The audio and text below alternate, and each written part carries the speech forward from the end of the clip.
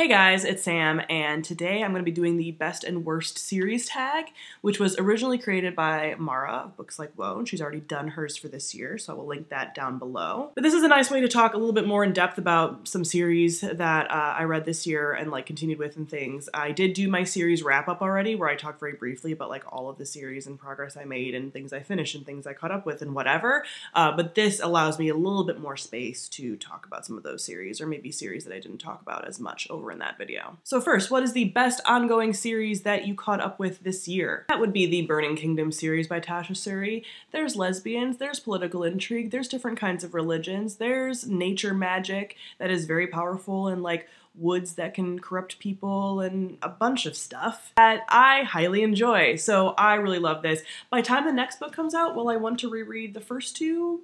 Possibly. It's supposed to come out in 2024 though, so we will see. But this is my favorite of the currently ongoing series that I'm reading right now. What is the best completed series that you're still catching up with? Everyone knows about these series. These are not going to be surprising. What? Oh, she's so loud. Oh, she's so loud. She's so loud. First is the Expanse series by James S.A. Corey. This year, I just continued with this series as far as rereading because it had been a minute. So I reread the first two books in the series. This is like a 9-book series that is completed. Yeah, but it's great. And I love it. And then the Live Ship Trader series by Robin Hobb. I just started this at the end of this year, and it took a lot for me to not just continue with it because I was so in it. It's like a 900-page book, this first one. All of them are very large. So I wanted to just be like, let's just stay in it. But no, I had other things I needed to read. But this is another completed series that is fantastic, and basically everyone knows that, so I'm not telling you anything new. Then my favorite first book in a series that I read this year, The Adventures of Amina El-Sarafi. I think would have to be that. This was very fun. This was pirate fantasy. We have a murder mommy in here.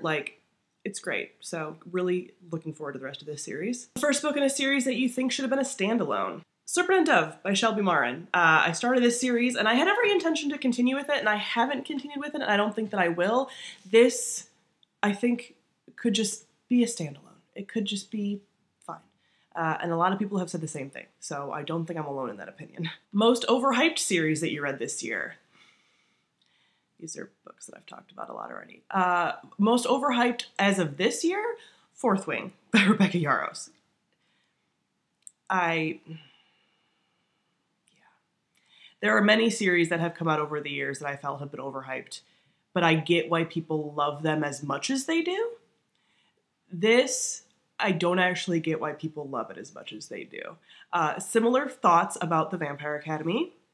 I know it was very of its time. I know a lot of you read it as teens. I still am like, how was this as popular as it was for so many years? Wild to me. The series that you DNF'd this year, I already talked about this in my series wrap-up video, which is linked on the screen. Favorite series finale? That would be Locklands by Robert Jackson Bennett. This was the final book in the Foundry Side series and is fantastic, a masterpiece. The way that he, in this series, weaves fantasy and sci-fi together in a very interesting way, in a way that it's not sci-fi, but it has sci-fi elements that are then fantastical, and just the scope, so good. And one of the first books that I read this year, I think maybe the first book I read this year. So yeah, favorite finale of the year by far. Biggest cliffhanger. I have a hard time thinking of actual cliffhangers. I don't read a lot of cliffhangers / I don't care. Very infrequently am I at a place where I read a cliffhanger and I'm like, I need to read the next book right now. I'm usually like, okay. Because I've just gotten used to books not being out yet and whatever, and so I just don't hold on to them as much. With that being said, I do remember a little bit of the Belladonna cliffhanger, and just it's less of a cliffhanger and more of a new character being introduced in a very intriguing way that I'm interested to see the impact of. The most anticipated book in a series that you read this year that is coming out next year. So again, books that I've read this year. There's a lot of anticipated releases that I haven't read the book this year for the series. So for this year, I think the Burning Kingdom series by Tasha Suri. We don't have a cover or anything yet. I think it's The Lotus Empire is the name, but that would be great if it comes out next year, which hopefully it will.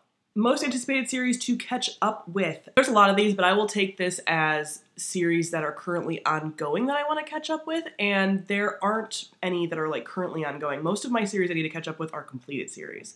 So catch up and finish and complete. I think all of the ongoing series I have fully caught up with. that I want to, which is great. Favorite series that you finished this year? Again, that is going to be the Foundry Side series. I think VLOGMAS was fantastic. This whole series does not get enough hype, and it is far and away the best series that I finished this year, but I also didn't finish a ton of series this year.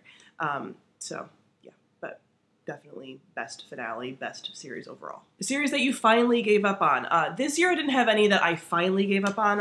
All of the series that I DNF'd were things that I like started this year and weren't just like ongoing, maybe I'll continue kind of things. I would say that the thing that falls closest to this is the Vampire Academy, because I tried to continue because all of you, not all of you, but a lot of people were saying it gets better, keep going, whatever, and no. So I stopped, even though I was trying to force myself to continue to see, but yeah, not for me. Most surprising series that you liked this year? I would say first is Nevermore by Jessica Townsend. This, I'm just not a huge middle grade fan. So the fact that this was like very endearing and sweet and whimsical and charming, didn't expect that. Didn't expect to have a middle grade series that I was like, yeah, I'd totally continue this on my list. Also, the Singing Hill Cycle by Nevo. This is a series that I wasn't expecting to like as much as I do. I had read another Nevo book, the like Great Gatsby one. That just didn't really resonate for me. Like, it was just totally fine, but I really enjoy the writing and the world building and everything in this series a ton more than that. So this was a bit of a surprise for me as well. Series that you meant to catch up with this year but didn't? A few, but the ones that stand out the most to me are the 12 Kings series, The Song of Shattered Sands by Bradley Baleo. This I technically now need to, if you hear that, it's Biggs scratching on the scratching post right here.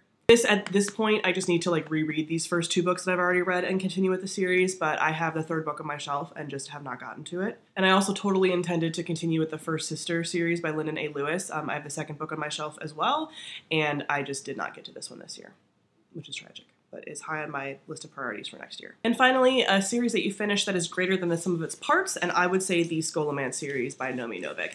These all feel a little like tonally different to me in some ways, but I think the completed series, I like the themes and the world and the messaging and like the character arcs and all of that as a whole completed series. But I can see how some people struggled with certain installments, but I think overall, fantastic. So that is it for the best and worst series tag. Comment down below. Let me know some of these answers for you for series that you read this year. Thank you all for watching, and I'll see all of you guys soon.